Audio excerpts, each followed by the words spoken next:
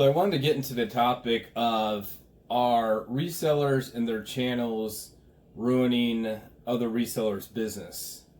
Um, I know just the title of that's going to be, pretty dramatic. Everybody's going to click on that. I'm like, what the heck is that idiot talking about? Being on the defense. But yeah, no, this is going to be completely short. So basically, from my observation and talking with a couple other people, you gotta realize that the reseller community is massive. If you go onto YouTube, you're gonna have a couple big channels, a few small channels. You're gonna say to yourself, "Wow, this is such a small community." It's like an iceberg. Here's what we see, but down below is the universe. So what you're seeing on YouTube is literally, 0.0000001% of the actual community. There's millions of people. So when we look at these videos and these content creators giving these tips, advice, life stories, whatever, a lot of it has to do with sourcing of products. The downside to that is it creates oversaturation of products. For example, there's one YouTube channel I like. I think the guy who runs it, he has about 100,000, maybe 130,000 subscribers, so quite a few. And he does a lot of things that I like to do. One of it is retail arbitrage. More specifically with shoes. For example, he'll go to Ross and he will, he'll go and look at the shoes and he will talk about which ones are valuable, which ones are not. So if you're watching that channel, you're like, oh man, that's great. That pair of shoes is worth $175. No way, it's only $40 or $50 on the ticket, So then what happens? People flock to that store. Everybody's going to go to their Ross and pick up those shoes. Then what's going to happen? They're going to post them on Amazon. They're going to post them on Mercari, Poshmark, eBay. Then what happens? The price tanks.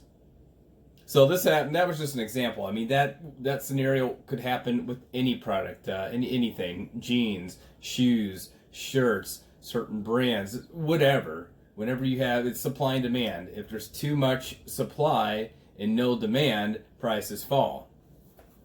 So that's one downside. The other downside is transparency. I didn't say that word right. Transparency.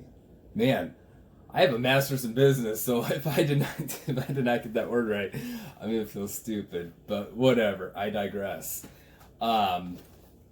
The other issue is we see these people in these channels who are, super successful. They're buying wholesale, they're renting warehouses, they have employees, and you're like, wow, man, this could be me too. These people are making 6, possibly 8 figures, and it sends this false sense of, yeah, I can do it too mentality. And in reality, sky's the limit. What do they say? You give me a couple beers, I can get drunk for a night. If you teach me how to make beer, I can get drunk the rest of my life, or something like that, whatever it is. But then I digress again. But yeah, a lot of people that they see these videos and are like, man, I can do this too. I'm going to quit my full-time job. I'm going to jump into this. But in the reality is, most people who get into doing resale are not super successful. The reason for that is it is hard. You have to find products that are great, that you can flip for a profit. It's easy to run out of money. A lot of people, they start off part-time, and then eventually whenever they, consistently make enough to where they can, we'll keep it simple, pay their bills and do their day-to-day financial obligations, then they'll jump into doing it full time. Or the other scenario will be a spouse or, boyfriend or girlfriend. They're working full time. They're maybe the breadwinners, so therefore you can do this as a part-time thing. We'll see this with, stay-at-home moms, for example. There's one channel, this lady's a stay-at-home mom. She's pretty much making more than a lot of people working full-time. But her starting out, she couldn't have done that. She couldn't be, she couldn't have done something like that as a full-time job starting out without the support of her husband. That makes perfect sense.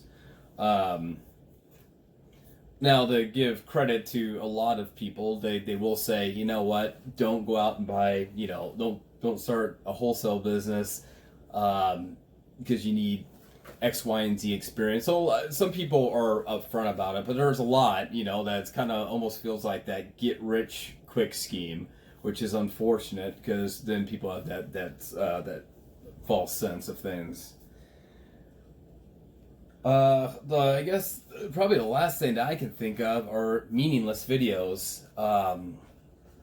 As a lot of people know or don't know, you can make a lot of money on YouTube making videos if you get enough subscribers, enough views. So I'm seeing a lot of people just pump out videos, just random videos, 2, 3, 5 videos a day, where it used to be they had maybe 1 or 2 awesome videos in a week. So therefore, they've kind of shifted their reselling business over a little bit and made YouTube the primary focus, or where they put most of their time in. So that would be probably the cons that I've experienced. Now, so this video doesn't sound like it's a complete, downer type of video.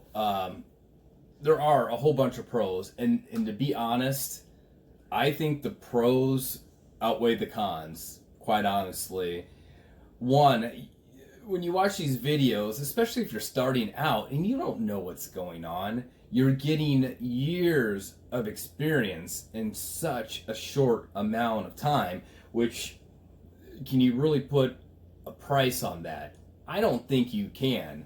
I watched videos of people who they started out, before there was really the whole YouTube platform, and they just kind of fumbled along the way. It was trial and error, and by watching their journey or listening to their experiences, it teaches you what not to do.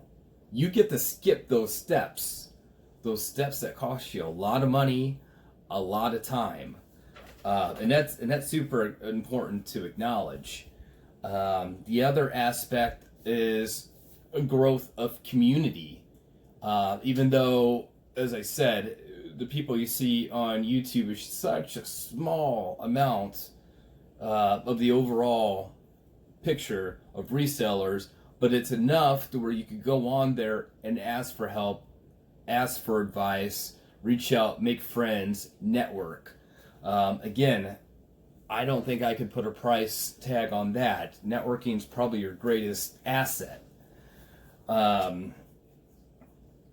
Lastly, I think for me, it's motivation. Whenever I see people out there, with me, quite honestly, it's structure. It's hard.